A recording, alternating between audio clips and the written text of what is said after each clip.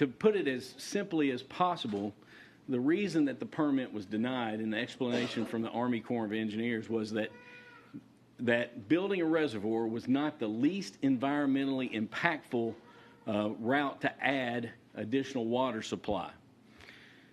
About 2 months ago, 2019, in the spring of 2019, when I took office, I reached out to the Army Corps of Engineers and inquired again, would there be any possibility about that reservoir? Got the same answer.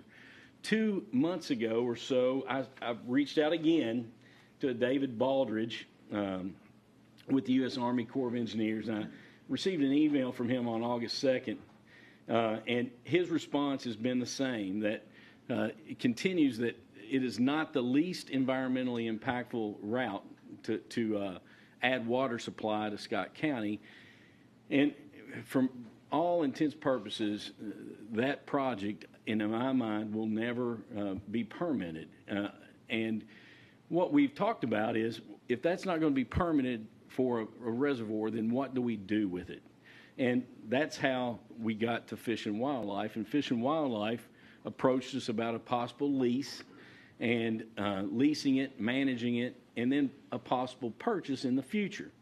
And at that time, reached out to Roy. I wanted input from Roy because we know that both the horse riding community and then John, I reached out to John, and the bicycling community uses that facility quite a bit. And we wanted input because we wanted, information to make a good decision. And that's why we're here today. And we felt like the best thing to do was to have a work session. Usually our work sessions are at 9 a.m. on a Friday morning, the first Friday.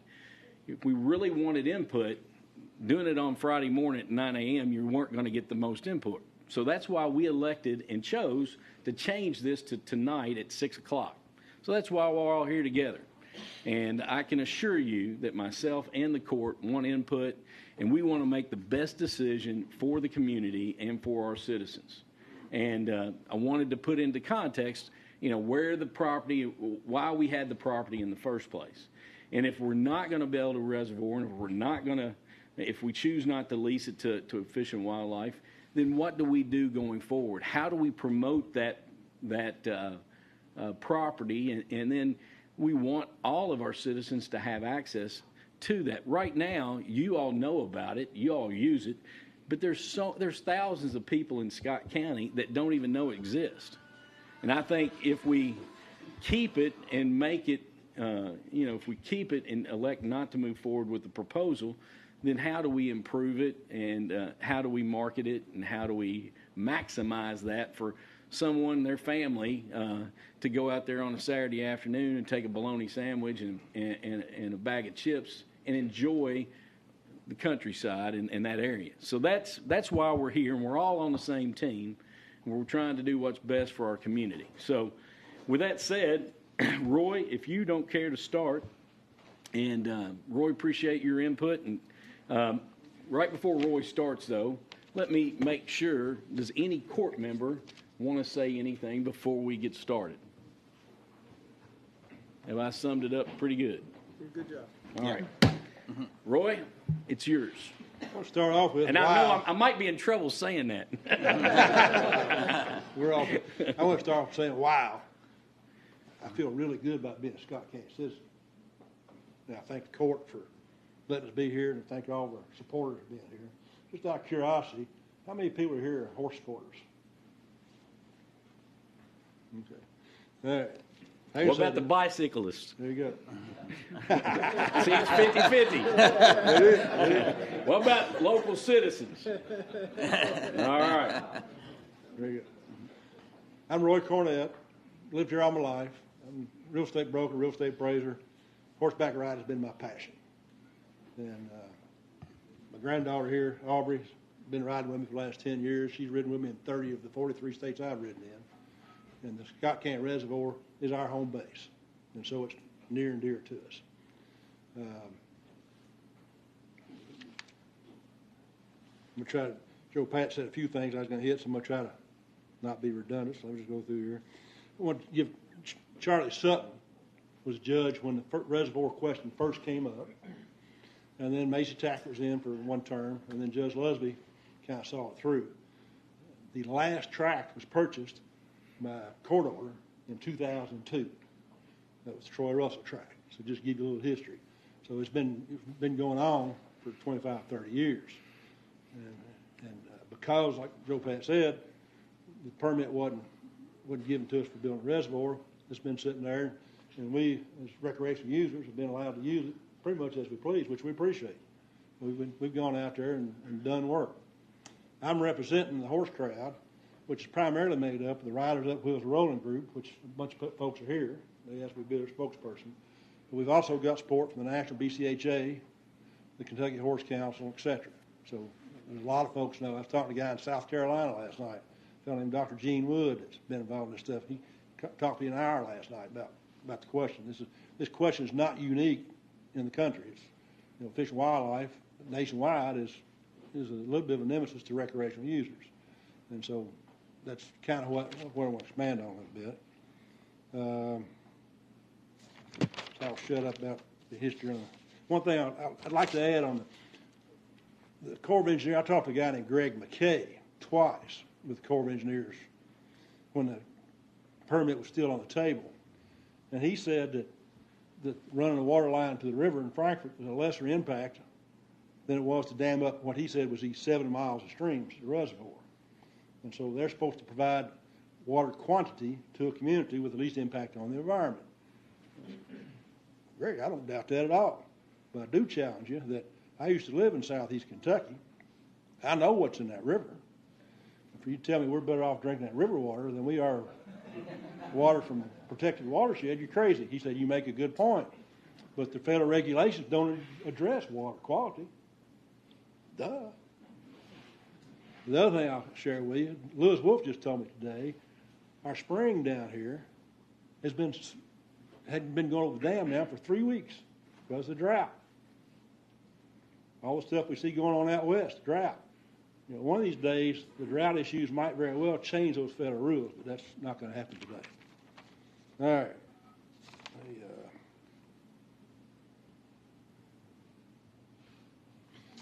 IT guy, could you start I'll just show you a map. The ones of you don't know, the reservoir is in kind of north central Scott County.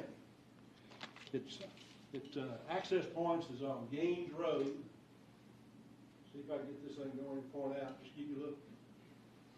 It's not going to show up very well, but right in the middle is Gaines Road. Where we call our parking lot, the horses is right there on Gaines Road. And the bicycle people have got a trailhead there on Gaines and another now off Skinnersburg. So we think of the reservoir being the north and south side. North side going from Gaines all the way up to Coppage. Coppage Road being right there, and there's an access point to the reservoir on Coppage. Just give you a geography lesson on what we've got. And then down the south side here, the Skinnersburg Road, which ties into Stockdale Road, which used to run all the way through, it closed up after the county bought it. We as horseback riders think of north and south.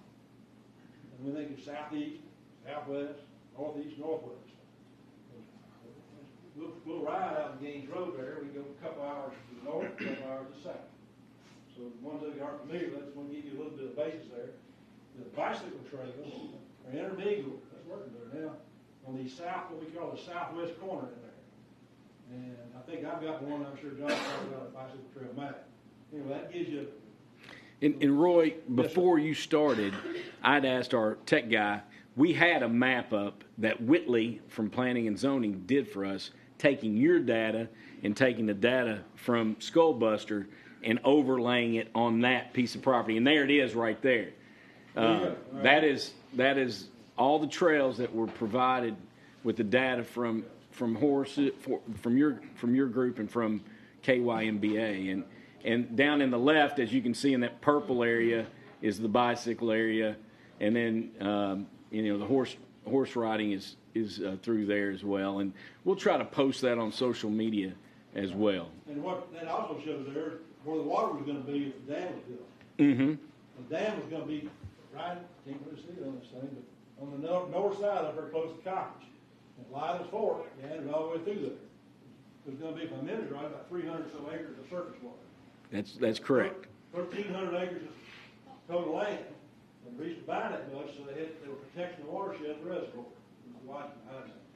I hope that gives you a little idea of what we're talking about.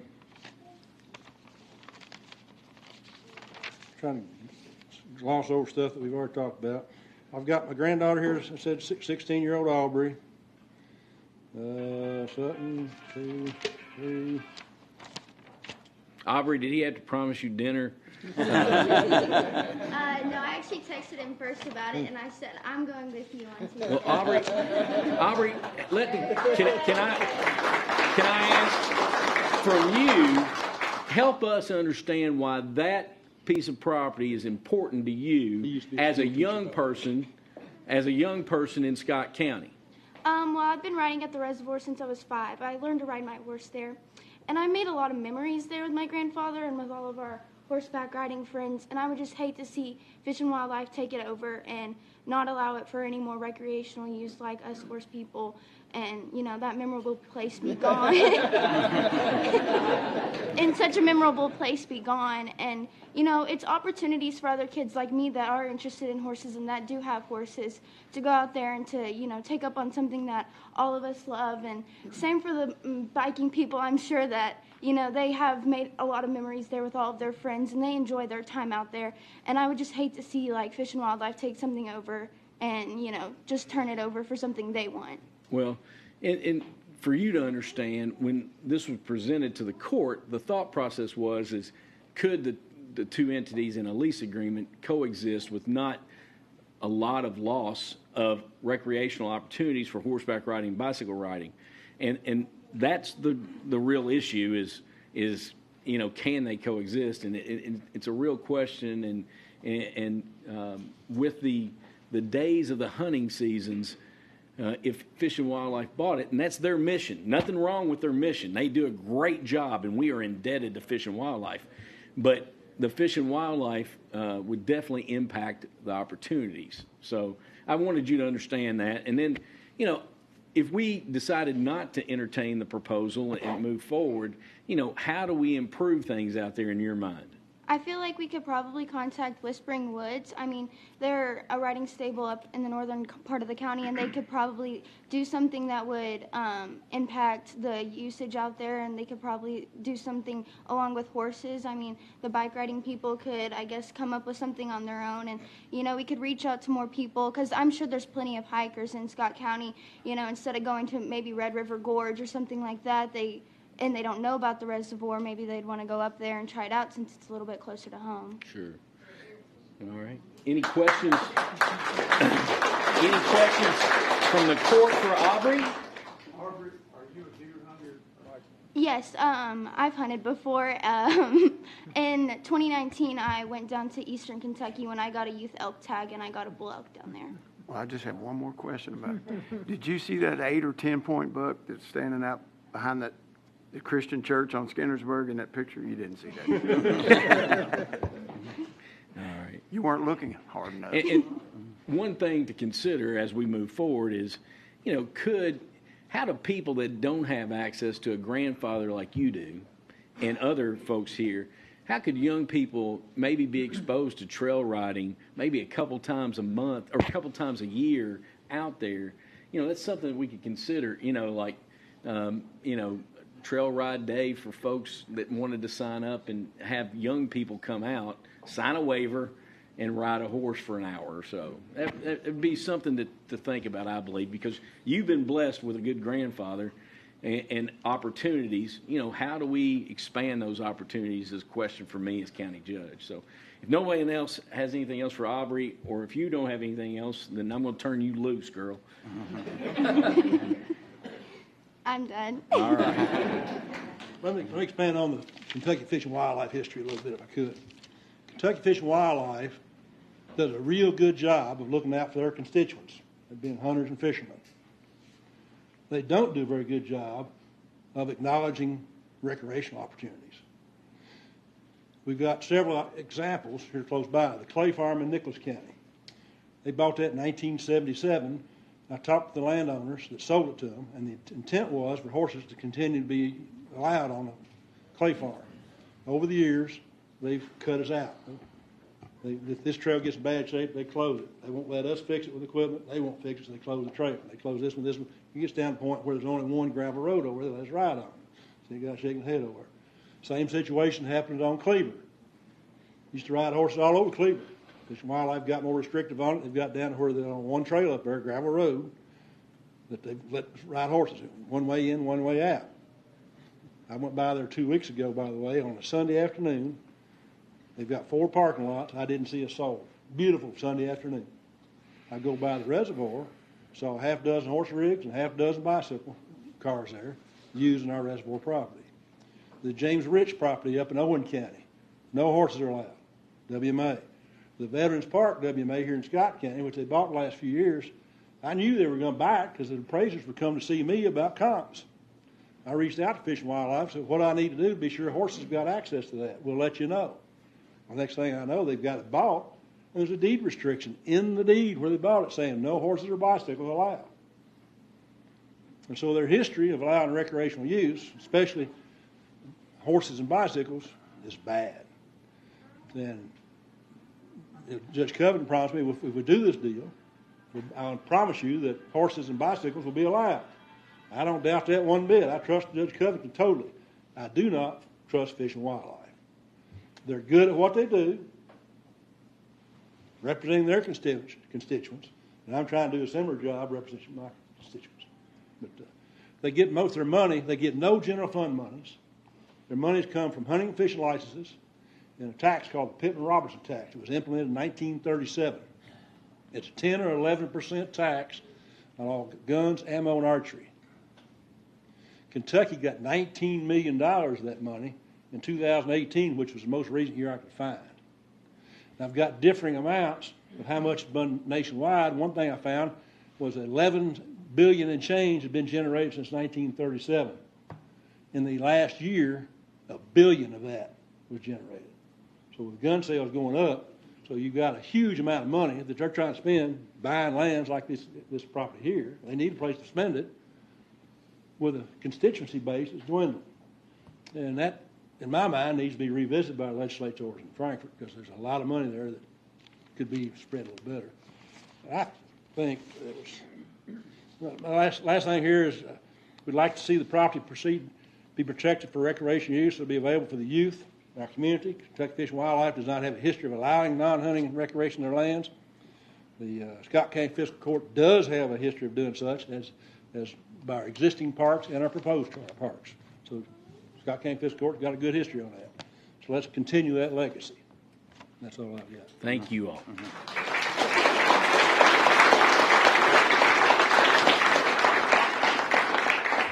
Before we move forward with John, I do want to speak on behalf, Fish and Wildlife and their staff have been nothing but professional and straightforward, and I want everybody to know that I hold them in high esteem, and I appreciate what they do. And they're doing their mission of looking for additional lands to offer for wildlife management areas, and they've been totally transparent with me, and we've talked about during the lease, some of the dates we could decide about the dates being coexisting with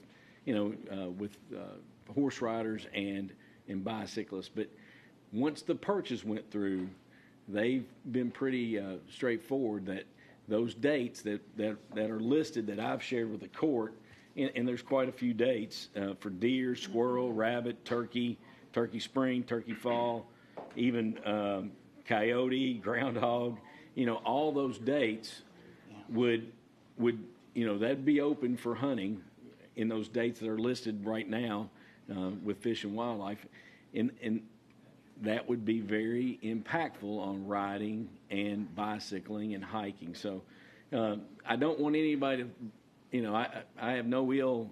I hold Fish and Wildlife in high esteem, and they've been nothing but great to deal with, and they do a good job at what they do. John, are you ready? I'm ready. Hey, thank you, John. Thank you very much. I'm very glad that I did not have to. You spoke some more.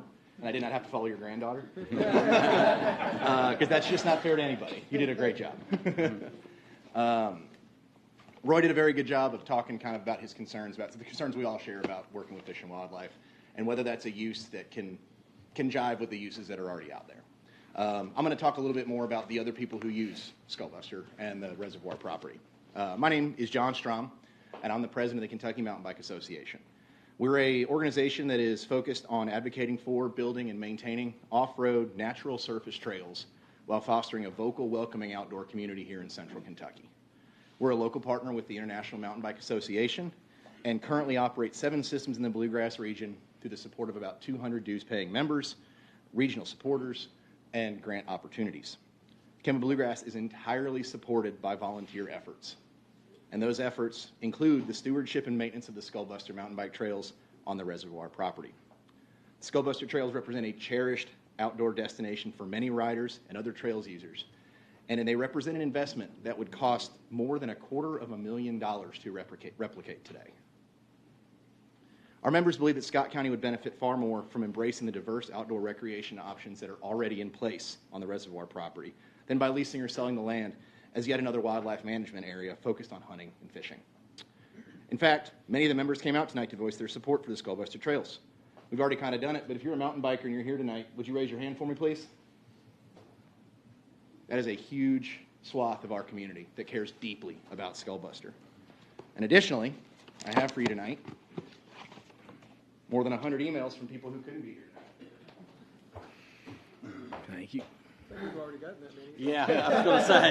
No. I elected to ask them to send them to me, so I didn't have to fill your box. No. I didn't want to provide those. We'll share those. 115. Yeah. And those have been collected in about 10 to 12 days. We have far more supporters. That's who we can round up for now.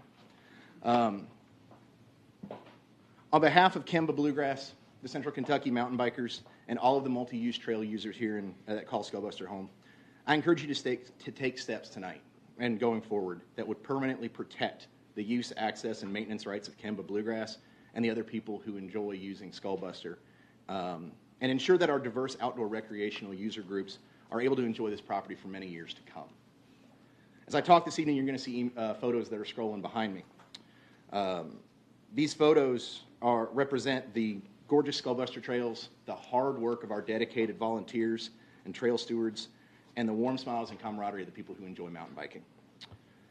Please enjoy these photos because they do portray a highly invested, tight-knit community who loves Skullbuster, who loves this property, and who loves mountain biking in central Kentucky. The Skullbuster trails represent more than 15 years of respectful trail stewardship by a dedicated group. There is approximately 13.5 miles of rugged backcountry trails out there that are built in accordance with the standards of the International Mountain Bike Association. These trails have some beginner-friendly segments, but for the most part, it's intermediate to advanced intermediate riding out of the property. They are a perfect encapsulation of what makes central Kentucky riding great. They are beautiful rolling hills that are punctuated by sharp inclines that some people here like to ride, and better descents that the rest of us like to ride. They're inside of a dense tree canopy that completely envelops and insulates riders from the outside world. You feel like you're miles away from home. And it gives you an opportunity to work your way through all the roots and rocks that make riding out there fun. Good timing on that photo. The Skullbuster trails appeal to many riders and trail users, largely because they feel very remote. You feel like you're miles away and the world can't touch you, but you're really only a few miles away from I-75 and even closer to downtown. Each year, Kemba Bluegrass Trail stewards and volunteers pour well over 1,000 hours of maintenance, blood, sweat, and tears into Skullbuster, and they keep them well maintained for all the trail users who use them. And it's hard work. Our crews bench cut trails, they cut and remove deadfall, they trim weeds, they remove invasive species, they build new features, they dig drainage. They deal with all kinds of problems that are both unique and ordinary, but they also address good opportunities and make the most out of the land they're giving. And they do all of this without receiving funding or support from the county. I'd like to point out the guys in the green or the blue shirts today with the tools on them. Those are our trail stewards and our crew. And if you're here for the night, I'd like to give them a hand real quick.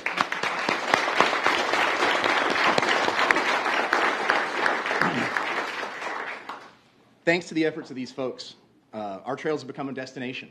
They're attracting both local riders as well as people from all over this region. I'm not exaggerating when I say thousands of mountain bikers descend on Skullbuster every year to ride these trails. They like the dense backwood experience it provides, and I can prove it.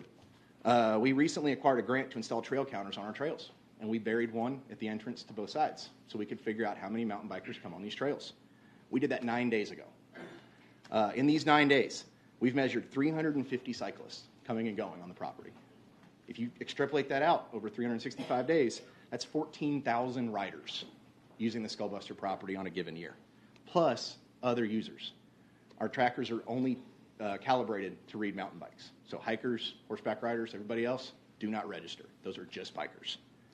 I rode my bike at Skullbuster on Saturday, and in the few hours I was there, I saw license plates from Texas, Rhode Island, and Colorado, as well as counties all over the Commonwealth. Previous trips, I've seen Tennessee, Ohio, Indiana, West Virginia. People from all over the region are finding Skullbuster, and they're coming down here to ride. People are traveling to visit Scott County and these trails, but they're not just mountain bikers. So when I talk about these people, they're not just riders. The trails are multi-use. We build them, but everybody can use them. These trails are multi-use, and they can be enjoyed by hikers and trail runners. They can be enjoyed by dog walkers and birders, bow hunters and botanists, herpetologists, geocachers, and geologists. And those are just the people I've talked to recently. It's impressive and unique to see so many types of user enjoying this piece of property and coexisting politely and effectively. It's worth noting that all of these users are making their way to Scott County, even though the trails haven't really received the fanfare, marketing, or recognition we feel they deserve. For many years, we were encouraged to stay kind of quiet about Skullbuster and keep it mostly for locals to ride. But recently, Kemba Bluegrass has made this outdoor amenity a focal point in our marketing and our social media campaigns. And the local tourism department and government here have started to take note. In the past year, we've seen Skullbuster highlighted on the local media, seen it on the news, we've seen it online, and it now occupies a home on the Scott County Tourism and Georgetown local government websites. People are finding out. As a result, ridership and usage continues to grow, and more people are being introduced to this wonderful trail system. With minimal investment, I believe, in directional signage from the highway, continued marketing, and a few amenity upgrades, this trail will be even busier. I guarantee it. Mountain biking is one of the fastest growing sports in the country, with bike sales that far outpace supply over the past few years. Trails around the country have shown record usage throughout the pandemic and even before, and club memberships have climbed dramatically. More people than ever are buying bikes and looking for places to use them. So what could that mean for Scott County? Studies have shown that mountain bikers as a general population often enjoy pretty good discretionary income and choose to spend their money locally when they travel to ride. I know I do.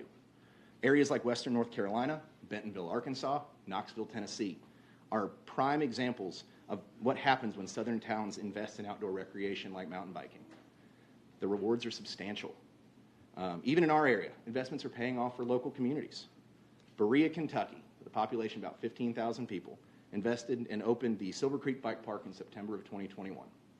This is a pretty small park, has 3.5 miles of professionally built flow trails, a pump track, and a jump line. And when it opened, they commissioned an impact study with the local Berea College. They found that over the course of less than a year, approximately 4,000 users came to a town of 15,000 people. When they talked to the people, according to the study, 67% of the trail users, when they finished, they went to eat at a Berea restaurant, and they averaged spending about $35. Using those numbers, Berea's $110,000 investment has already been exceeded in new revenue and spending in that town. Another example is the Sugar Camp Mountain Trails in Prestonsburg, Kentucky, some of the best trails in the state, which have seen a substantial increase in tourism as a result of those mountain bike trails. I've talked to people from both counties, both places, and they are very willing to discuss the benefits that mountain biking has brought on their communities with anybody here, and I'd be happy to share any contact information with you. But aside from bringing additional revenue and visitors to Scott County, mountain biking brings community building and public health benefits that can't be overlooked. As with most outdoor recreation, riding a mountain bike is a lifelong activity. We have riders as young as toddlers and often out on our trails, and we often see senior citizens darting the trees. I have seen 70-year-old people riding mountain bikes. I have seen 2-year-old people riding mountain bikes. That's impressive. On any given afternoon, if you go out to Skullbuster, you're going to find solo riders just kind of trying to get away from it all. You're going to find groups of friends getting together and having a good time on the trails. And you're going to find whole families riding together, spending time in nature. By protecting these trails, you are ensuring that the residents of Scott County have a beautiful place to participate in healthy activities and to build meaningful relationships. Over the past few years, community building catalysts like the Kemba Bluegrass Franks and Burns Social Ride and the Kentucky Interscholastic Cycling League have introduced countless youth and adult riders to the sport while fostering a welcoming atmosphere for those involved. It's a fun place to be. Specifically, KICL, the cycling league, has a youth league of more than 300 riders, high school riders, who travel statewide throughout the Commonwealth to race their mountain bikes. And when they travel, they bring their families, and they bring their friends. This results in 500 to 600 active people at each of these races. And I say active because they're hiking around the course to watch their kids. They're riding bikes, they're volunteering, they're participating. Scott Downey doesn't have a team yet, but I know one's coming. And I'd like to make sure they have a good place for their athletes and their families to practice and ride. And after riding at Skullbuster on Saturday, I was reminded that they're going to be a really good team. Protecting an outdoor recreation destination like Skullbuster is a way to showcase Scott County's beautiful landscape. It's a way to bring revenue to the county, offer healthy activities close to home, and to build a sense of community and pride for the residents who live here. We believe that the reservoir properties and the Skullbuster Trail should be protected and be allowed to grow. Central Kentucky residents and the visitors who come here are increasingly seeking a varied outdoor recreation landscape. They don't want more of the same. If you search the Kentucky Department of Fish and Wildlife's website, you'll find that there are already 5 wildlife management areas that take up more than 10,000 acres within 25 miles of downtown Georgetown. And if you expand that out to 50 miles, there's 22,000 acres of wildlife management area. If you exclude Skullbuster, if we take that property away, there are less than 500 acres of multi-use natural surface trail systems that allow mountain biking in our immediate area. We need room too. Kemah Bluegrass and the mountain biking community has made an investment worth more than $250,000 in Scott County, and we would like to see our efforts rewarded with legal protections that ensure that we are able to continue to use the multi-use trails, that we're able to access the system appropriately, and we're able to perform the necessary maintenance in accordance with accepted standards and guidelines. We greatly appreciate your willingness to engage with local user groups like ours. This is really impressive from a community standpoint that you're here tonight doing this. It speaks highly of Scott County as a community. But now I ask you to wholeheartedly embrace a diverse outdoor recreation culture here. Invest in mountain biking. Invest in multi-use trails. You have a very unique, special asset, and it's clearly important to a lot of people. Please, protect Skullbuster. John, thank you.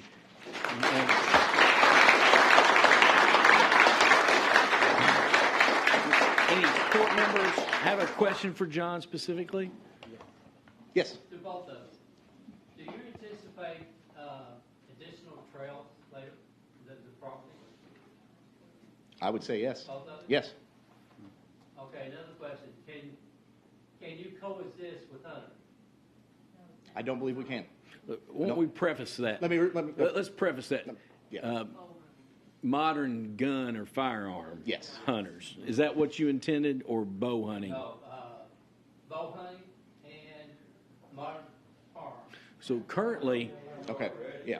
currently we coexist with bow hunting during deer season, and it's from all account that I have had that the relationship has been managed well, and it can coexist with bow hunting. I think I'd agree with that, yes. You agree with that? I think we would agree And with Roy? that. I'm looking at my, yes. So currently, for many, many years, David, bow hunting has been, Judge Lusby allowed folks to come and get essentially a permit, and I've done the same, but during deer season, it's a popular place for deer hunters in the morning. It is. What I'm getting at, I think if we keep the property, that it'd be for bikes and for horseback riding. But because we have Veterans Park right now, could be used for hunters. That's my opinion. Well, and I'd like to say it again, the trails that we build are multi-use. Anybody who wants to be out there hiking, again, not a hunter necessarily with a gun, but anybody who's out there hiking can enjoy it. Dog walkers, people who are out there, I mean, it's really for everyone there. But I do not think that the schedule for hunting with the modern firearms, those are some of our prime seasons too. I think that would infringe on our ability to use the property, and I think it's unsafe. I like Yeah. hunting. Yeah. I bow hunt. I use 30-06 to hunt deer, and I'm a hunter. As I think about what a mountain biker looks bounding down the trail, you look a little deer-like. I'm a little uncomfortable. I have very concerned with firearms and bikes and horses. I agree. We haven't allowed any gun hunting out there at all. I know, Since the duration. but Bow hunting works fine. We do have, the mountain bikers have got their trails, and we've got horse trails. We don't share the trails. No, we don't. But we do intermingle, and we've gotten along very well with them as two different user groups. Absolutely. Is there a reason why you don't share trails? Horses and bikes don't always get along. It's not the users. We're fine. But, and mountain bike trails are built different than horse trails. Yeah. Well, and a horse can tear up a mountain bike trail. Do y'all come to Yeah. an agreement if you want to add a bike trail or a horse trail? I think we've worked fine over the years. We'd be in good shape. Yeah. Well, let me explain it. Sure. About 15 years ago, the mountain bikers approached the court about putting bike trails in. And the horse people raised hell. I can't imagine that, Roy. And some of us said, wait a minute, we need to learn to share. So this is what the horse leadership did. And the partnership has materialized and done very well. I've been involved with trails on public lands for a long time on the national level. And we've been taught that when all the user groups work together with a common voice, going to the public land manager, it's very hard for the public land manager to say no. Judge, I have a question. Chad And this Wallace. this is for Roy and John. Sure. And Roy probably knows because he's been here for a long time, and the judge was not around when some of these agreements were made. Is there a written agreement between the horse riders and the bike trails, and their understanding between the fiscal court and both groups? Or is this just, hey, this is what we say, there's an understanding, and A gentleman's agreement. a gentleman's agreement, and there's no MOA or anything I like think that? you've hit the nail on the head, and that's part of the reason we're here asking for more firm protections for what we've invested in the property. What could that look like, John? I see a couple different opportunities here. I am a real estate lawyer by trade, so let me get in the weeds just a little bit. Ideally, one of two things I think should happen. I think that there should be a perpetual easement in place that grants maintenance rights, grants access rights, grants use rights, can set standards for how they're maintained, and can set standards for how they're used. That will be in perpetuity. That would be set on the land title for the property. The other way to do it is with a deed restriction. You heard that referenced for how Fish and Wildlife managed to keep certain people out of other areas is with a deed restriction. We could do the same, and I'm not saying to keep them out, but deed restrictions can protect as well. And we could put it. Say that again, I'm sorry. If for some reason a reservoir could ever be built, then there'd be some adjustments on those trails. So the perpetuity thing may be subject to a reservoir being built. Yeah. Oh, okay. Well, again, that's Yeah. where we're at. Is I think these set up so that even if the land changes hands, we'd be So protected. let me ask you a question real quick. So who would these agreements be written between? They would be written, and we have these with most of our landowners, between Kentucky Mountain Bike Association and the fiscal court as the landowner, and probably with the horseback riders and the fiscal court. And you would have a representative from our organizations that works with you when decisions need to be made and things need to happen. Are you aware of any other county that does that? That does what? What you're talking about? With the easements? Yeah. Frankly, quite a few of them do. If you want to go get federal funding for a mountain bike trail, you have to show that you have permanent access for it. And so that's... So we could have a model to look at possibly. We can. There's, we're represented with we're partners with the International Mountain Bike Association. We have good assets we can turn to for making this happen. RTP stuff. So there's a federal grant program called the RTP grant, Recreational Trails Program. And that's the one that we were referring to. It's a federal funding, and you have to have permanent access, usually by either it being owned by a state entity or, which would be yourself, but the user usually has to have an access right that's there for permanent, or for at least for a substantial period of time. But the physical court could apply for an RTP grant. They can. I mean, In fact, yeah. yeah. You might know somebody.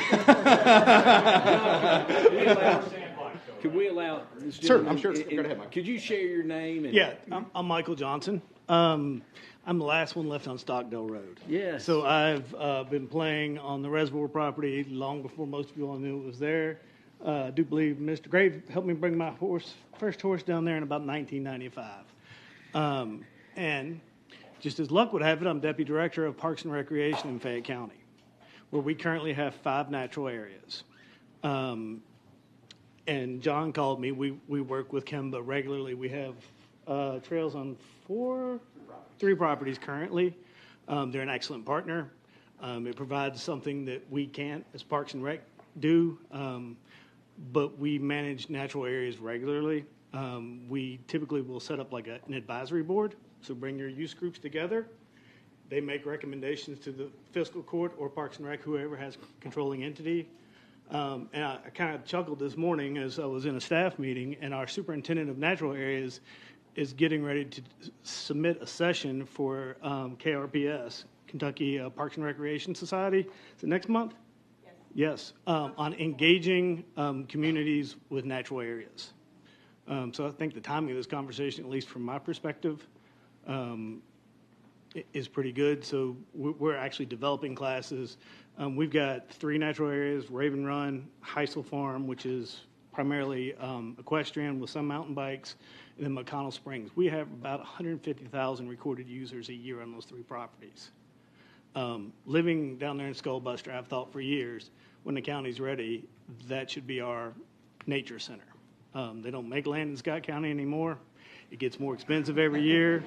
We've got an asset that we should cherish and protect.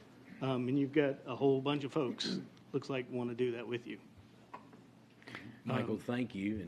And I've said before that the good Lord's not making any more land, and that's for sure. Yeah. Thank you, and we'll allow this next lady. Is there anything else or any question that any court member would have for Michael? And Michael, it's unique that you live right there on Stockdale, and you have this insight in your job with Fayette County. One last thing, the thing I'm not seeing represented I drive past the mountain bike trail head twice a day, at least every day. There's always as many hikers as there's bikers. So we have a huge contingent of people from Scott County that are taking their kids for a walk. There's people walking their dogs. It's a great asset. If you need any help as far as looking at models on how to set different things up, appreciate you very, very much. Thank you.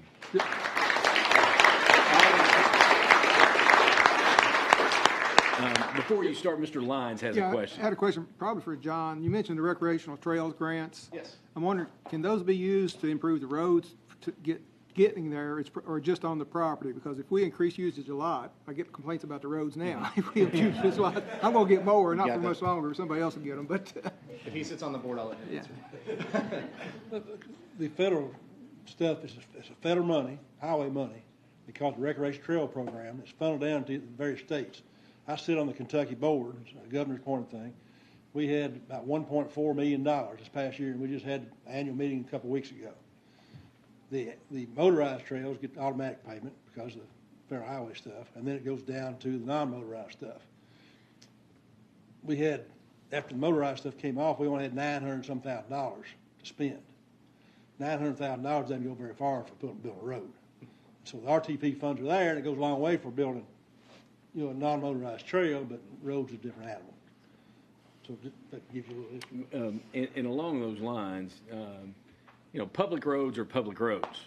But if we move forward to expand opportunities at this property, then in my opinion, J.R. Brandenburg, I don't know where J.R.'s at, but J.R. and I have been up and down all around, and we've been all over the property, and then we've, Gaines Road is just not to pull a horse trailer or anything, even a Subaru going down Gaines Road. In respect to our property owners, trying to encourage people in routing and giving information on what's the most easy way to get there is something that I think the court would have to consider to do. Trying to help people stay off of Gaines as much. And then are there other areas there that we could look at improving for parking of horse trailers, cars, et cetera? And in my opinion, it's just mine, going down Long Lick and then to Skinnersburg, then to Stockdale, and putting additional parking on that end. JR and I have looked at it closely, and that would be something that I probably would originally promote early, just to look at options if we choose not to go with the lease program. But along those lines of what Alvin just said, I think we'd be irresponsible if we did not try to help our local residents and try to promote the best route into the property. So I'm done on that unless you have something else, Alvin.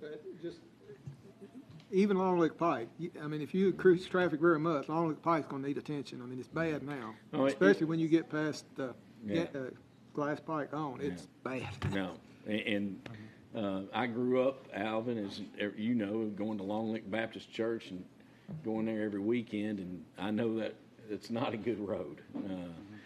Yes, ma'am. Could you share your name? I'm Sherry Scott, 130 Alexandra Jet Lane. So I grew up on the Scott-Harrison County line and started heading out to hunt when I was 4 years old. I was allowed to carry a .22, not allowed to shoot it much, but I have had many, many fantastic days hunting on 100 or 200 acres. Now, I am also an avid mountain biker. I've mountain biked in many states in this country. I'm an avid horseman, and I have ridden horses in this state, but also internationally. I can tell you that this is a jewel. And here we are in horse country. We have this beautiful land that really isn't like the rest of the bluegrass. It has a unique quality to it of feeling remote. So I can really echo that we have a treasure here. The other thing is the degree of cooperation that I see. I can't tell you how many mountain bike mixed-use properties I've been on where there was a fight between the horsemen and the bikers, and this has already been worked out. With that kind of history behind us, I think it can only get better. And here's the other thing. If I'm a mountain biker, if I'm a horseback rider, I cannot have much fun on 100 or 200 acres. I need 1,300 acres to put together a 2-hour ride on a horse or a mountain bike. And the degree of investment that the mountain bikers have put in, I mean, I moved here from Northern California. I had lived there for a while. And I was like, I can't believe it. We've got world-class mountain biking in our backyard. Thanks to these guys. So the other thing I want to talk about is the money aspect of things. We're talking, $5 million to make a purchase of property. And I don't know the gentleman who talks about managing properties in Fayette County. I don't know what the financial value is that the property as it is, if we expand it on what we already have. But I'm pretty sure if we took everything mountain bikers spend and everything horsemen spend and took 10% of that, we could easily purchase this property many times over. And we share the use. We can share the use with almost any other user. So if I look at Scott County and her future and think about what's the best for the county as a whole, I think we would really be making a mistake to walk away from this. Okay, thank you.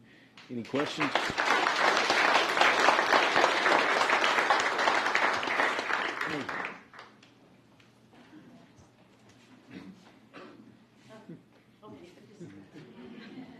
try to be brief. My name is Sharon Vance, and my mother is Ann Glass, and she lives at 936 Gaines Road. And my father, Billy Ray Glass, and my mom, they sold land to the county for this reservoir property. It did take all of their road frontage. It took all their cropland. In fact, my dad had to lease the land back. He had 30 days to get things off, and he had to lease the land back to get the hay off of it that he had in the field when they bought it. They were pressured quite a bit with eminent domain is what they were pressured with to take the price that was offered to them. And, I have a lot of mixed feelings about this. I'm coming as a person that's been affected 40 years ago and waiting on the reservoir. It doesn't seem like that's going to come about. I'm a hunter. I enjoy that. I do hunt the property that my mom owns there, and she's still living, 90 years old. And I just hope as you proceed in the future that you will consider the landowners that are around there, the property owners, For instance, my mom's had fences cut by who knows who. I don't know. Hunters, horseback riders, I don't know. She's had mailboxes taken out because that road is very narrow. It's dangerous, actually. Mailboxes taken out with horse trailers. So just when you go forth with these agreements, please consider the landowners. If there's boundaries on the property lines, who will oversee it as far as if a fence is cut. We don't presently have livestock there, but we may in the future. And, who's going to protect us too? Because we weren't protected in the beginning, let me tell you folks. There's a lot of different agreements. There's some people that have property that was bought by the county, and supposedly they can still use the land until the reservoir's built. My dad didn't have that option. A lot of things went down back 40 years ago. And I know the council's changed. Nobody on the council was there then, 40 years ago, and I understand that. But you do need to look out for the people that are still there and live there and have always enjoyed it. That's why they chose to buy property there and live there. And I just wish you well, but please think of us. Thank you. Thank you. Any questions?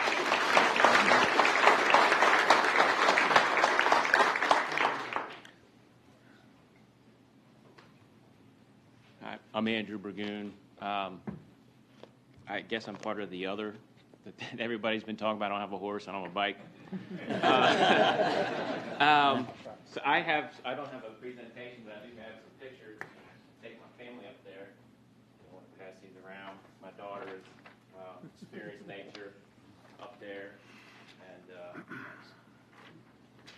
I'm sorry. All the people that leave out. So when you asked about making it more available to young people in the county, I have a lot of ideas about that because I've been using it and taking my daughter out there. So I'll skip over what they've been saying. My family and I are frequent users of the trail systems that these groups have created and shared with us. And it's a unique resource, as they've said, but it also provides an opportunity for local families to get out and enjoy nature, like you're saying, go out, have a picnic. They said it, the same thing I said here, it takes you deep within nature, exposing the users to all the wonders of the natural world around us. I'm a school teacher. I see kids with their phone in their face so often, and I think if we can provide a place for them to disconnect from that and connect to nature, I think it's a good thing for them.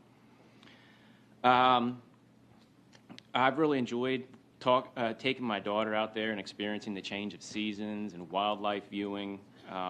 These pictures here are evidence of that. The reason why my family frequents this area time and time again is because of the trail network that's been built. We don't go to the WMAs because they don't support those trail networks, even though they're, I guess on paper, the same access to somebody like me. It doesn't feel like the same access.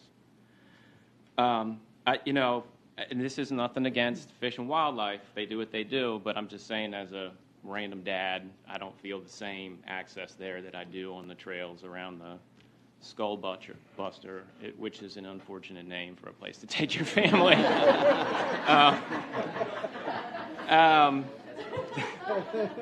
Now, does everybody know? I would say that. I don't think that we should sport as a community a sign on the 75 that says Skull Buster this way. So a little history from what's been shared about that. It's not because somebody bust their skull on the trail.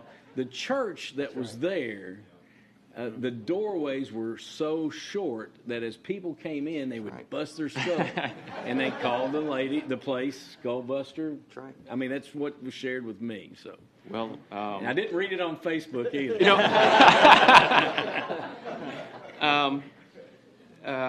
So over the past couple of decades, local volunteers have built and established these trails.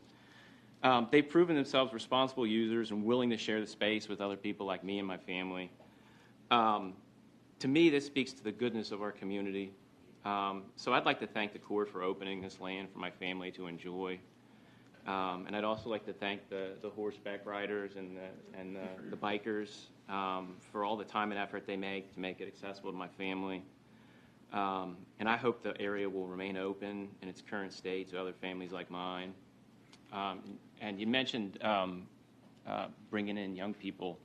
I had my daughter here earlier, and when she got old enough, my wife signed her up for forest school, which is new to me, but it's like preschool, and they take them out in the woods and stuff. We had to drive an hour. Well, we didn't go to Louisville, but we went down to Eastern Kentucky. The Red Oaks one, yeah. And I mean, that was like an hour and 15 minutes each way. She went for like a half day to get her outside to do it, and if the county would be open to some group doing it, because that group down there, the Red Oaks one, they do it on like donated land. I'm sure there would be a group that would love to use this space as a forest school. Some of those pictures got like a little frog pond in there. My daughter loved to take a little net there and catch the little tadpoles, and so it's a great space to take kids out, like you're saying, and I'd like to see it kept that way. So thank you. Thank you. Any questions? I don't have any questions, but I was going to mention there's a fellow by the name of Mike Key that's here, and he had contacted me, and he would like to make a little presentation. He's got some other ideas Okay. that go Mr. along. Key?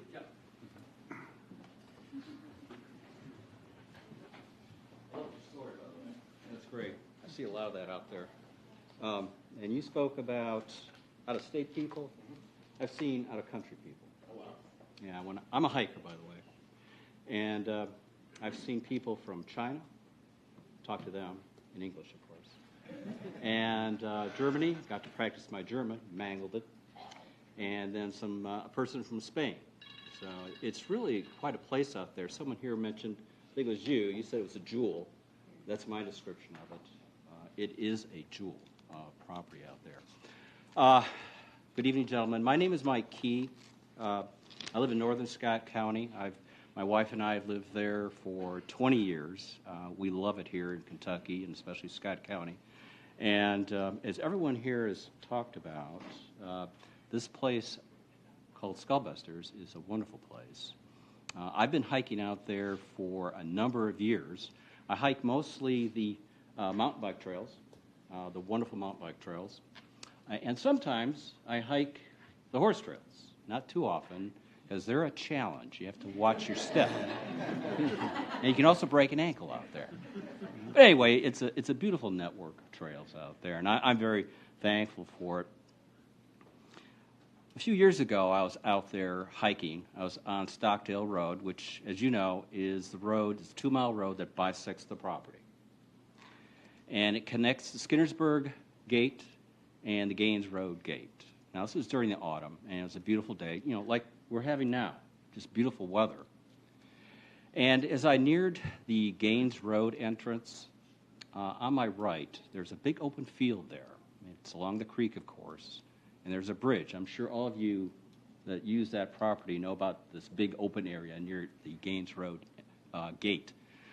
And what I saw really boggled my mind there, because that piece of property, that field, was bristling with tents. There had to be 50 or 60 tents out there. Boy Scouts. They were having a jamboree or something out there. And so I saw one of the scout leaders. I knew her, and we just started talking. And I thought to myself, this is a wonderful thing for these Boy Scouts. I mean, they're camping out in the wilderness, because it's beautiful out there, right along a creek, and it's close by. Now, we don't have that option here normally here in Scott County. You have to go to the River Gorge, which I've done, but that's a 90-mile drive, or 90-minute drive. And so you don't have much time to hike unless you're going to camp out there. And so I thought, this is a great opportunity for the Boy Scouts. Why not extend this great opportunity to the general public? I think we should have campgrounds out there. And gentlemen, what I would like to ask is for you to consider building campgrounds out there. 3 campgrounds, to be specific. I'm thinking of a general campground for the populace in that same area where the Boy Scouts camped. And I'm thinking of 2 other campgrounds, one for the bow hunters and one for the horse riders. And those 2 campgrounds would be on a separate piece of property. They would be across Gaines Road near the bridge. You know, the bridge there in Gaines Road that spans the creek. And there's another big open area that, Roy, I'm sure you're aware of. And I think that would be a perfect place for them. Now, this would be tent camping only, and it would be fee-based. I mean, these are the ideas that are running through my head. It would be fee-based. You'd have to get a daily camping permit. And so the hope, of course, would be that it would be self-sufficient financially. Now, I was thinking, how would you build this thing? I mean, what are the different ways of building campgrounds out there? And you know, there are a number of things that come to mind. And the Boy Scouts, you know, the Boy Scouts were out there, and that jogged my memory. I'm sure some of you are Boy Scouts. I was a Boy Scout. And they have something called an Eagle Project. I think building campgrounds out there would be a fantastic Eagle Project for Boy Scouts. Not only would they give them a project to do, which is something they have to do if they want to become an Eagle Scout, but it would also benefit the community. And there are other possibilities here. You could get, I don't know, the fraternities and sororities at Georgetown College. I mean, I never see them involved in much here in Scott County, but this might be a way. You could prod them to do something like this. Maybe Parks and Rec, I don't know, maybe they could help out somehow. Maybe Toyota. They're always looking for reasons to help us out. And maybe you could help us out there. I have my own ideas what a campground would look like out there, because I've been, like I said, I've been hiking out there for years on these gorgeous trails. And they have done a wonderful job, not only building the trails, but maintaining the trails. I mean, it's just absolutely fantastic what they're doing out there. And so that's what I'd like you to consider. I have another request, too. Mike, it's Mike Johnson. You mentioned an advisory. I think that's a great idea because you have a lot of different groups here. You have the hunters, you have the bikers, you have the horse riders, you have the landowners, geocachers. Someone mentioned geocaching here. I used to do some of the geocaching out there. And I think with all these different issues coming to bear on this, I think it might be a good idea to come up with an advisory task force comprised of all the different stakeholders here and, you know, hash all this out. And then come up with findings, recommendations, and get back to you all. That way I think you get a really good grasp of the situation, at least from, you know, all the stakeholders here. And you mentioned that you didn't like the Skullbuzzers name. It's not marketable, right? I'm just saying, it's just, you know, you say, hey, I'm going to take my kids down to the Skullbuzzers. Sunday afternoon, it doesn't catch on. See, I would disagree with you. But anyway, I love the name. I really do. I think it's a great name. And the history is right, you know, the clunk their head. I think it should be renamed, though, even though I love Skullbusters. I love that name. It could be one of the campground names. It could be, you know, one of the campgrounds we call Skullbusters. But I think it should be renamed. Right now we're calling it the County Reservoir Property. Is that right? Sort of bland. It's not catchy. It's not marketable by any means. It's what? It's what? There's no reservoir. Yeah, there's no reservoir. I mean, it's... so whatever way you look at it, it's not good. I suggest another name. I suggest the George Lusby Wildlife Recreation Area. So those are just my thoughts. If you have any questions for me, feel free. Thank you. No?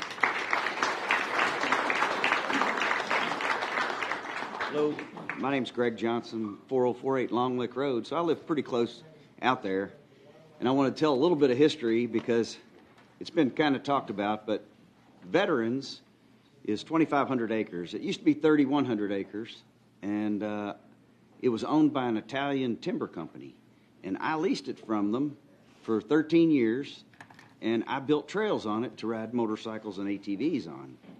And several people that are in here rode with me on those trails. And when I realized that they were going to be buying it from Wildlife Management or Fish and Wildlife, we kind of started backing off. But we tried to get them to say, hey, let us ride mountain bikes or anything. We had about 100 miles of trails. And I went out there not long ago. You can't even really hike there anymore. It's not on their website. It's hunting and fishing. That's if you click on their website on wildlife management areas, they've got a state map. There's an icon for veterans. You click on it. It shows the 2 activities that you can do, and that's fishing and hunting. And so we can't even, no one here can go out there and even hike. There's no trails to hike on anymore. All my 100 miles of trails have grown up. You couldn't possibly get through. I tried to find some of them, and they're kind of gone now.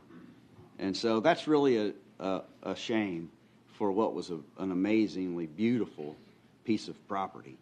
And so I just want people to realize that if they do that, in all likelihood, we're not even going to have a place to hike. I mean, we're not going to be able to take our kids out there. And so the mountain bikers came to me. I still leased the property up here, the veterans' property, and said, hey, we would like to build some mountain bike trails there. It's about 15 years ago. And I said, well, I'm getting ready to lose that property. But I know that the county owns around 1,600 acres. I can't remember the exact number. And I happen to know George Lusby. I said, let's go and see if we can build them over there. So we did. We came in, I stood right here in front of the fiscal court and asked the same questions. And they had the same concerns that you all have. And, one of the things that they were worried about is that we were going to tear it up and it was going to be messy and stuff. I can tell you right now, you can go out there and I challenge you to find the smallest piece of garbage. We don't leave anything. There is nothing. It's beautiful.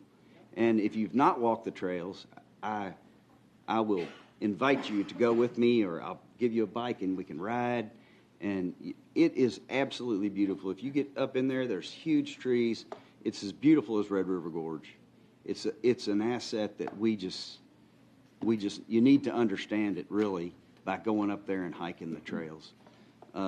My kids are 35 and 33 now, and I taught them how to ride bikes on Stockdale Road because there wasn't very much traffic. This was long before the reservoir was even, the property was even being purchased. So we came in here and asked for the possibility of building the trails. The court granted it to us. There was no written anything. We knew that it could go away. We knew that another court could come in and say, but we chose to do it anyway, and we've really enjoyed it. We do a good job with the horses. One question about the horses and the bikers. Horses get startled when somebody comes around the corner. So we try to make sure that we minimize the times we cross the trail. And we ask our people not to ride the horse trails because we don't want anybody to fall off and get hurt. So when I see a horse at a crossing, I'll stop and I'll talk to the rider. Hey, is the horse going to be okay? And they'll say, no, he's pretty skittish. Let me go by. Or they'll say, yeah, he's fine. And then we go. So we worked really good together. Have never had an issue. And we can't ride the horse trails. They're too rough. The horses get out there and they tear it up, and we can't ride that. And then they'll also go up and down hills that are steeper than we can pedal. So about 10% grade, we're done, right? We're walking at that point.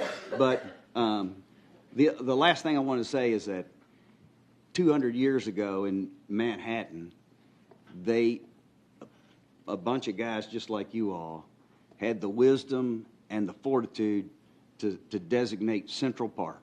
It's 900 acres. That land's worth between 40 and $600 billion. That's how much they could sell it for, but they don't even consider it because it's an asset to the city, and this is an asset to this county, and you just need to keep it. Thank you.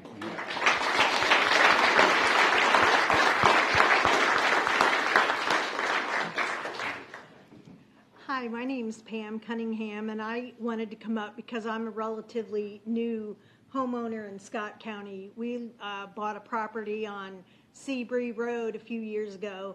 We're a military family and 25 years active duty in the Air Force. Thank you for your service. We lived in California, 2 southern states, New Jersey, 5 years at Ramstein. My husband's the pilot, and now he's on the backside, 15 years as a sim instructor at Columbus Air Force Base in Mississippi. And he let me choose the retirement home state, and I chose this wonderful state of Kentucky because life is good when you're on a horse.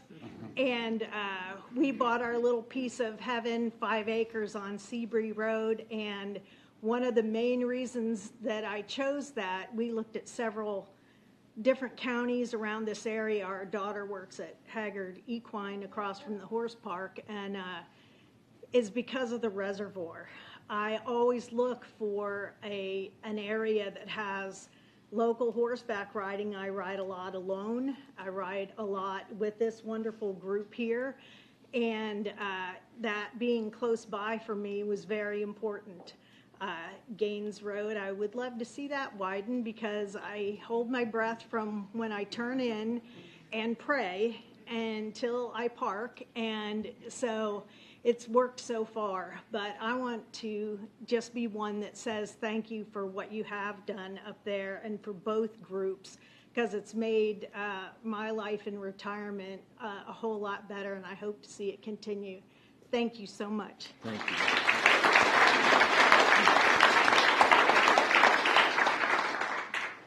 My name's Stuart Combs. I moved down here from eastern Kentucky. I knew Roy and we both had color in our hair. I knew him before I was a teenager. And like him, this area for me is wonderful. It's part of why I moved down here. That I can have places like the reservoir. I can go out and indulge. I taught my youngest daughter how to ride a horse there. I've had my grandson there this year. Now, you said something earlier that nobody has addressed. You said that Fish and Wildlife said they would be willing to cohabitate as long as it was not in hunting season. In a lease agreement. In a lease agreement, all right? Even in a lease agreement. Does everybody here realize that certain hunting seasons you run year round? They don't close. They're 365 days a year. And that's just coyote and groundhog. It's still hunting season. You're And right. I'm not going to coyote under groundhog hunting with a bow. Just like this gentleman says, I use a rifle. But that just tells you hunting people, you're hunting versus your horse people and your motor and your. I ride bikes too. Mine's sitting out front. You're bicycle people. When they lease it or they sell it, you're out. Because that's 365 days a year. Hunting season is open with a gun. Now, the bow hunting, which I was by there last Saturday, my grandson and I, you got signs. No hunting without written permission. You know the barn up around Coppage, by the way, we're talking about parking, there's a sign there, no trespassing. So you really ain't supposed to park there and go in no more on the reservoir. That's part of it that's blocked. Saw that Saturday too. You know, what everybody here, the cohabitation would work, I think. I've met bow hunters out there before me on a horse. Everybody's been super nice. I've met bikers. Never had a problem. Everybody around is sweet the way it works because we all respect and appreciate what we have. And we don't want our fiscal government giving it away because in my uneloquent way of putting it, we see a little paycheck here, let's get $5 million. You know, are we going to do that? Or are we going to keep people here, as this gentleman have said? We can bring people in. We can expand this. If you promote it, you can bring more people in. More people are going to spend money. How long would it take them to recoup that $5 million? Well, just for my personal opinion, keep it the way it is, please. It's too much enjoyment. Thank you very much.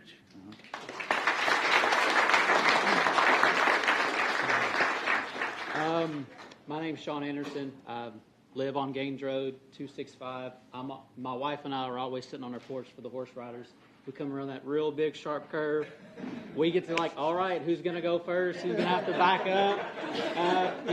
The rule of thumb is the bigger truck wins, right? So that's always a joy to see. But it also is a joy just to see people out and about on Gaines Road, because I'm many things.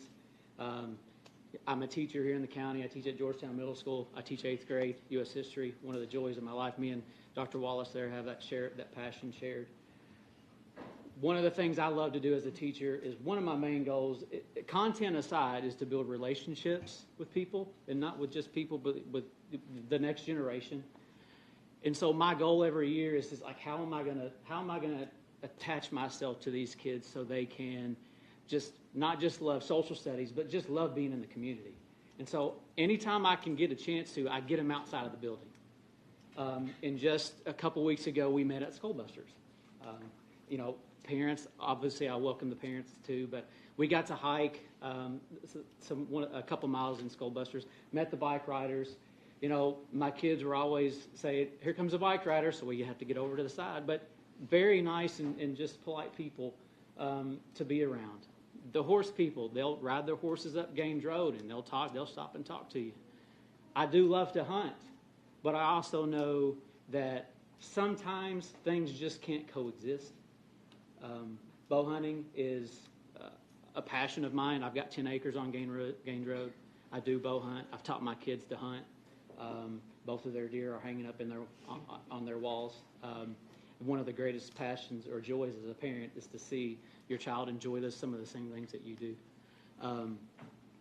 As a teacher, I talk about respecting the land and the property, and the gentleman that said you can walk those trails and not see a speck of trash. And I encourage my students when we were traveling, if you see something, pick it up. We all came back empty-handed. Everything's always taken care of. Sometimes we will ride down the hill just to see how many horse riders there are for the weekend, because we're literally just at the top of the hill, Gaines Road, where the horse riders and that side of Skullbusters kind of connect with those two parking lots. As someone mentioned camping, my family and I love to camp and was brought up campgrounds. Some of the most polite people, I think there's 3 groups of people. There's horse riding people that are just wonderful to be around. And I did meeting the bike riders there, just found out, they're a bunch of great group of people also. Campers are also, that community also is a well-established group. It's like a culture. You got your horse people, you got campers, you got bike riders. I mean, utilizing that property to promote, outdoors through camping is also a good option, like the gentleman said earlier. But I just wanted when I saw it pop up on Facebook, I just wanted to make sure that my voice, I just wanted to make sure the property is protected. Even though I do love to hunt, and I will be a conservationist till I'm long gone. But like I may have mentioned, there's just a right time, a right place, and maybe these acres aren't the right place. Bow hunting, I think. There's a lot of respect for bow hunters because you spend a lot of time if you're a bow hunter. You know how much time you spend in the woods not seeing a thing, just on your phone, right? If you get cell reception, it's the hardest thing to do. But then when you see something, there's a joy in that. Having young, like for me as a teacher, teaching my kids to be able to respect what they're using. And if hunting and bow hunting is the thing, if there's never been a hiccup between those 3 communities, I'm a little old school and say don't just mess something up. Don't break what's already working. All right. So that's just what I wanted to say as a homeowner, but also as a community stakeholder within and as a teacher. So thank you guys. Thank you.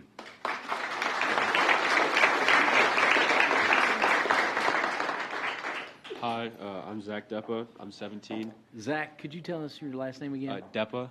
Okay. Yes, sir. So I'll keep this short since I didn't prepare a speech before this. I've been mountain biking for over 10 years, and I've grown up with Skullbusters and been there all the time with my family and friends and just by myself as well. So since I first began mountain biking, and I have had a very fortunate opportunity to have been all around the world, Switzerland, Italy, and France. As many people here have said, these trails are an absolute gem. They're world class. There's nothing like them around the world. When I'm stressed to take a test tomorrow, or an ACT exam, or college admissions, I go to Skullbusters to let off steam, and it just melts right away. The forest canopy and the environment of Skullbusters is like no other. I came here tonight when I normally would be flying through the trees, stressed about a test tomorrow, to make sure these trails do not disappear. Thank you. Thank you.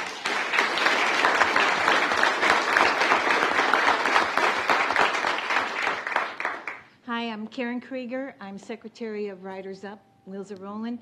And in our mission statement, it's to promote recreational horse riding. And we need someplace close in order to do this. Now, we have 28 named trails, and you will not find any garbage on any trail. The only garbage we ever pick up is something that the hunters have left, and they're supposed to take down their blinds, but they don't. So sometimes we have to move them. And we enjoy the wildlife provided by the reservoir. We have a beaver colony. Now, how often do you see that? Now, I'm scared the hunters would shoot the beavers. We wouldn't have that anymore. There is at least one blue heron that fishes for minnows in the creek. And the deer have become used to us riding and watch us ride by, which thrills us immensely. There are squirrels that sometimes scold us and other small animals that we enjoy seeing.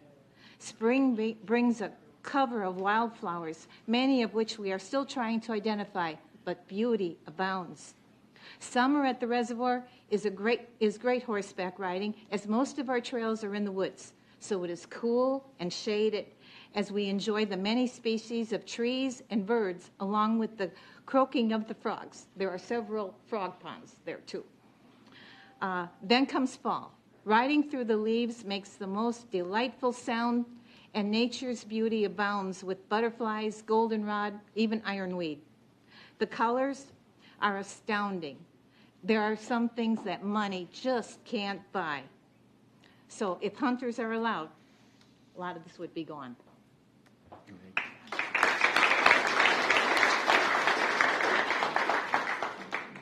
I'm Tara Schroeder. I live at 436 Coppage Road. I'm a fairly new transplant to Scott County. Been here about 5 years, and I just wanted to say how welcoming I've felt in this community, having moved from Lexington. The neighbors that I've met here have been the best, so much better community than I ever felt in the city. Living out in the country, everybody kind of works together, and I've seen that both with the people nearby me and then the community that I've seen across from the reservoir. And honestly, one of the reasons I moved here 5 years ago was because of the reservoir. I was looking for a place anywhere 30 minutes to an hour from Lexington, because that's where I work, and I wanted to be able to ride. And I knew I didn't have the budget to buy as much land as I would love to be able to ride on, and when the property across the street from the reservoir opened up, that was why I came here. Since being here, I've bought additional properties that rent out. We had never been to Stamping Ground before, and we feel like we're such a part of the community now, and I respect all the history of the landowners. I see the challenges that have happened with the water. I would, if we as the public can't use it for recreation, I think it should go back to the landowners, which isn't going to happen. But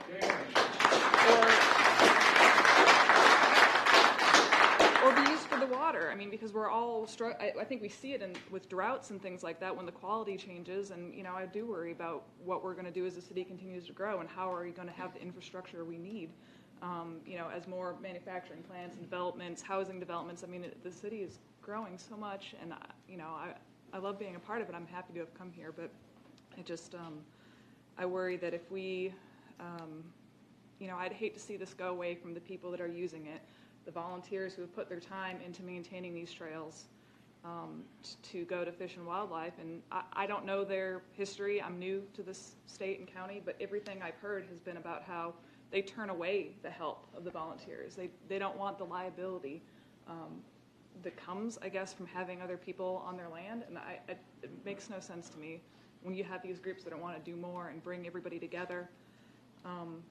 And I see it on the trails. I mean, you talked about, do we coexist with hunters? And I'm there to say that, I mean, I see it every day when I go ride. The bow hunters, you'd think that they would be mad that the horses are there spooking the deer off or something like that. And I try to be respectful during the seasons and, not ride early or late, ride in the middle. And I never see anything other than a wave and a smile from the bow hunters, from the bike riders. They always ask, stop. They're never running into you or, running up behind you or anything like that. It's just, I think it's part of what I've seen here in this county is everybody working together and being more neighborly than what I was used to in Lexington. So I hope we keep it with the citizens here. Thank you very much. Thank you.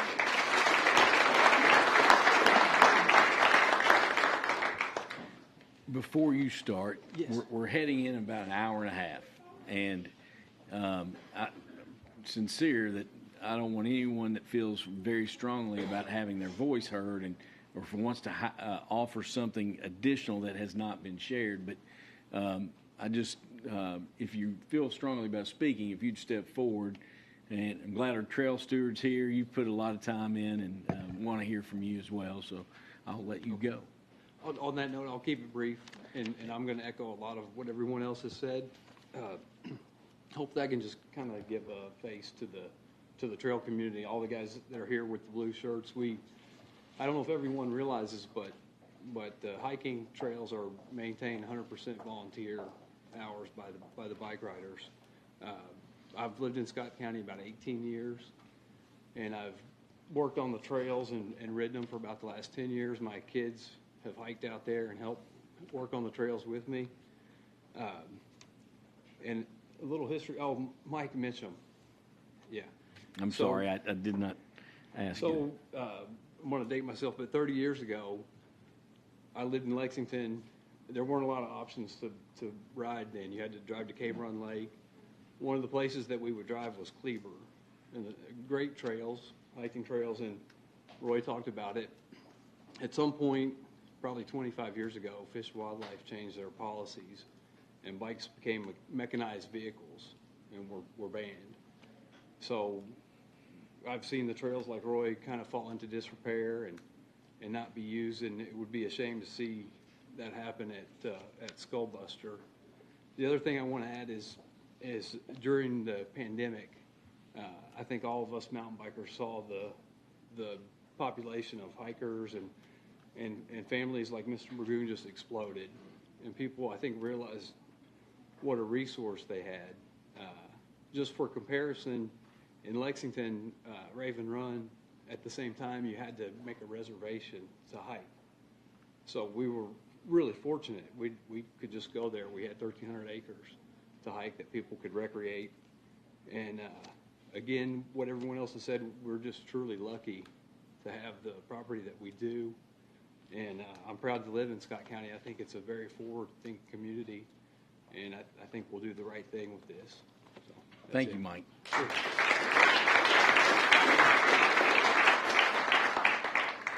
My name's Robert Bruin. I'm a property owner on Gaines Road. I also live on Gaines Road. I'm not going to give my address out, though. One thing I do want to say, and I told the judge and several magistrates here before, the property owners are not against anything, but we just, we need to be in the part of the discussion. I rode bikes and horses on that property in the late 60s, early 70s. So, and Alvin can tell you that. So, the property owners need, there's very few of us here. But I do want to say one thing. 3 campgrounds on Gaines Road is a very bad idea. Thank you, Judge.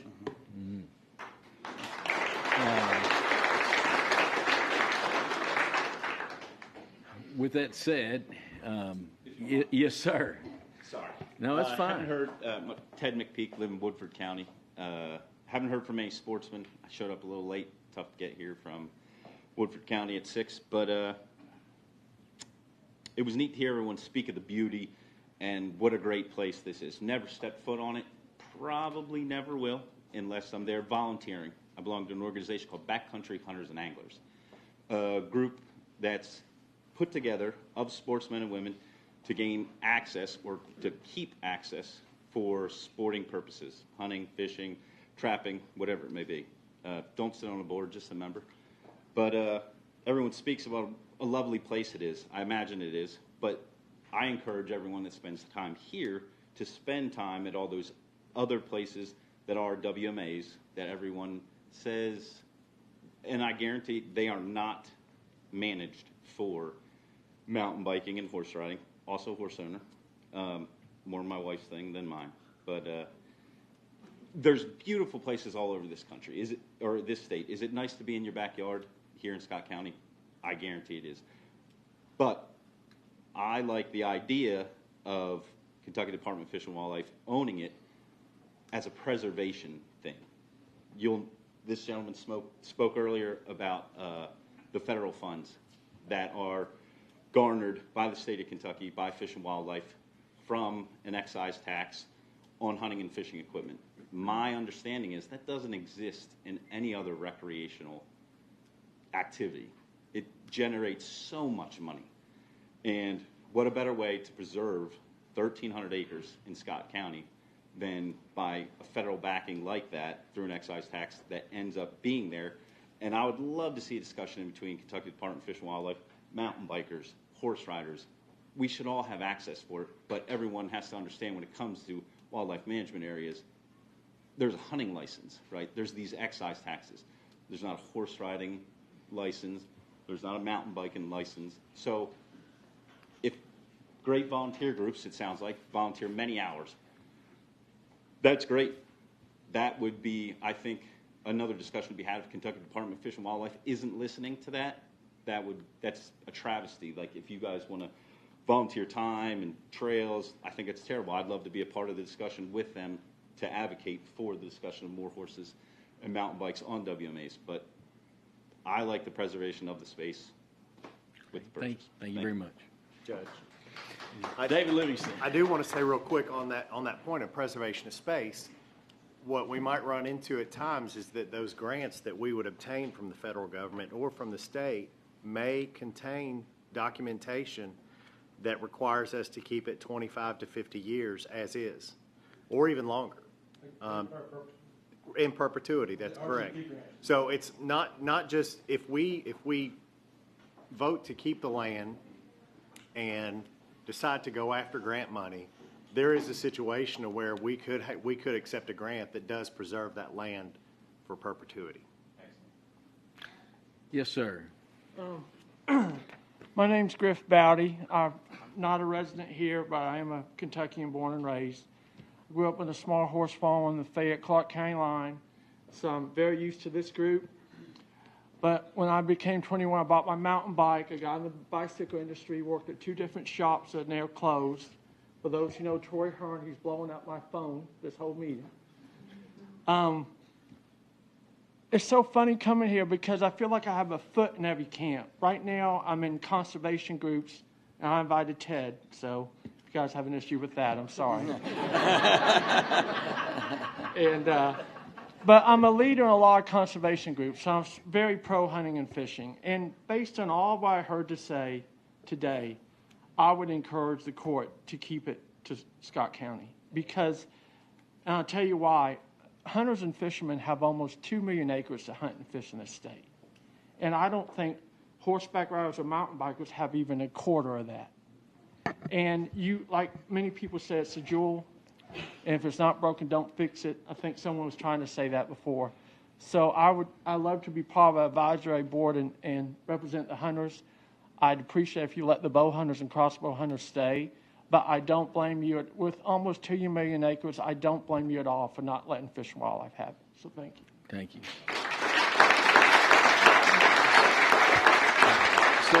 So with that said, this is a work session, and action cannot be considered at these events at work.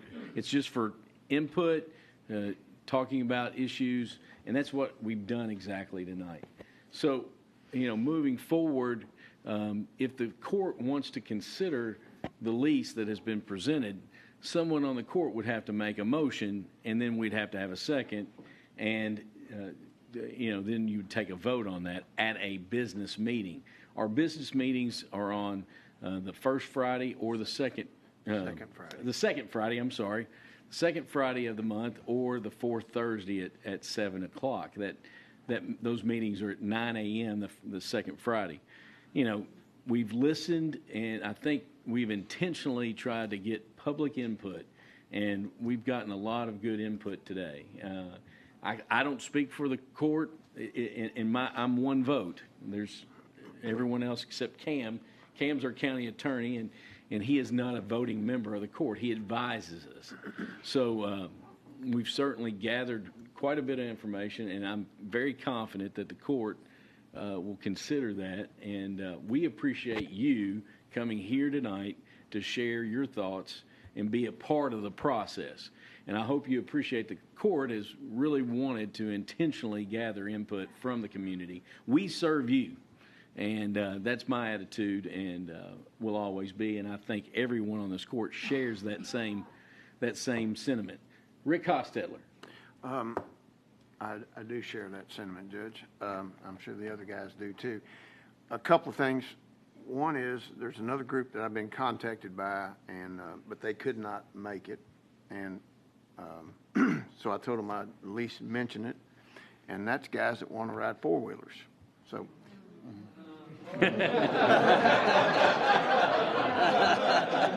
I started to duck or hold this up. I even know better than that. Well, I want to tag on to what the judge said.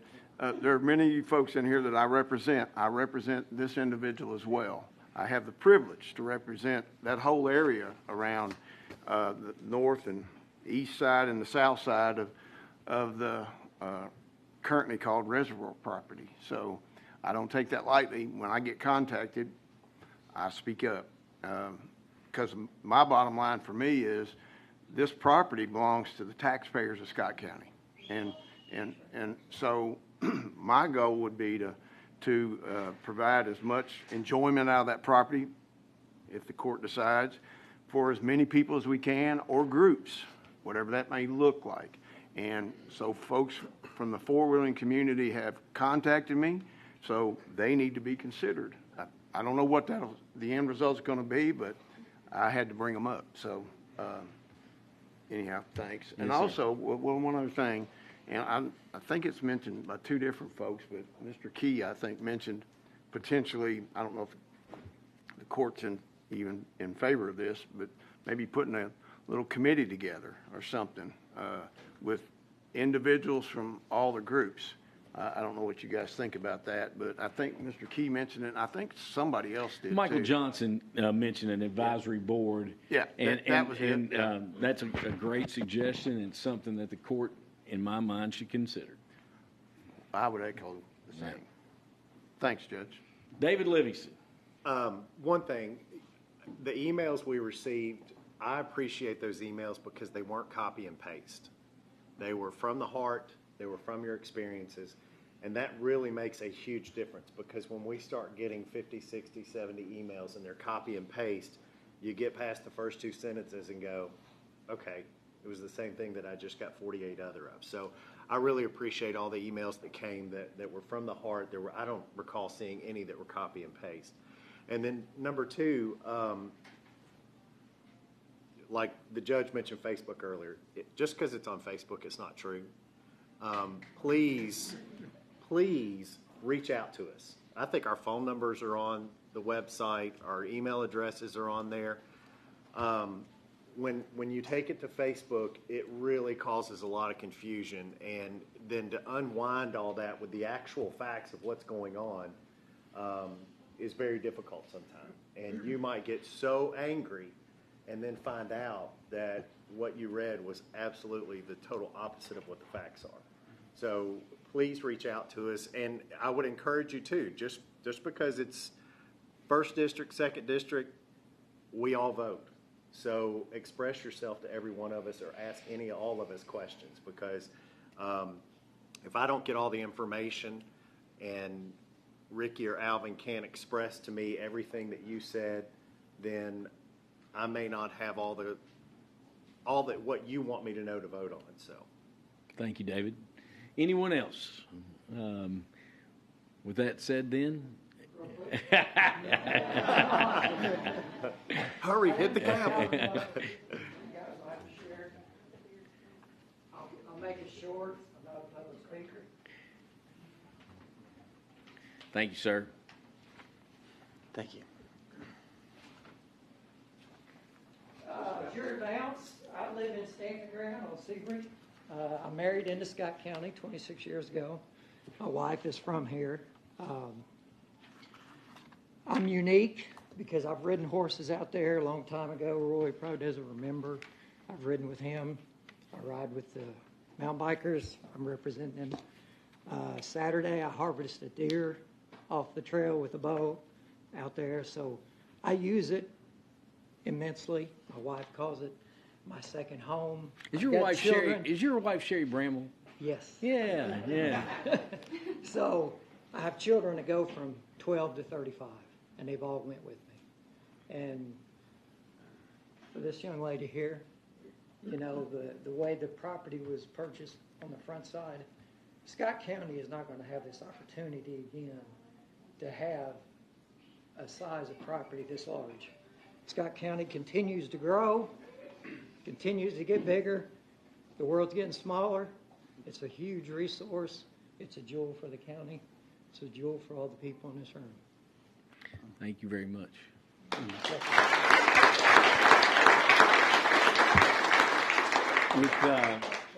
With that said, we greatly appreciate your all's time and input, and thank you, and we'll close the meeting out. Thank you all.